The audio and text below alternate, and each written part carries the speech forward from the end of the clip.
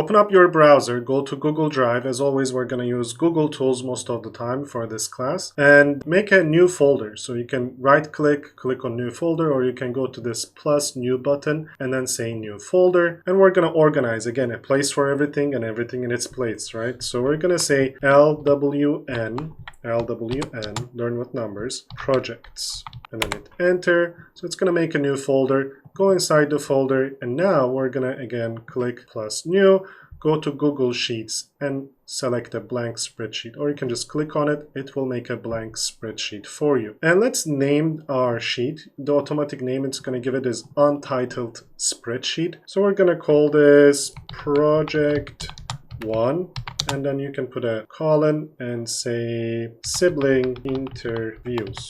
Perfect, so that you can find your project when you look at it later. As you can see, it's a blank grid with lots of empty boxes, and every box has a coordinate. Just like a Cartesian coordinate system, it has a vertical and it has a horizontal coordinate. So this cell I'm in, for example, is D4. And then this cell over here is E6 and A1. And this vertical line of cells, they are called columns. And the horizontal line of cells, they are called rows. And this column, the A column, goes from A1, the cell A1, and all the way down to A1000 in this case. And you can add more cells to it. And this row 3, let's say, starts from A3 and goes all the way to Z3. And you can add more columns as you need. You can increase your row size. This is it. This is where our data set will live. And every cell is an intersection of a column and a row, C3. In Google Sheets, as you can see, the columns are lettered and rows are numbered. And different tools will use different conventions, but we're gonna have to get used to this: lettered columns and numbered rows. And for my ESL friends out there, I'm one of you guys. Vertical means tall, like a tree, a building. And horizontal means flat, like the ground, from side to side. Columns are vertical and rows are horizontal. Okay, now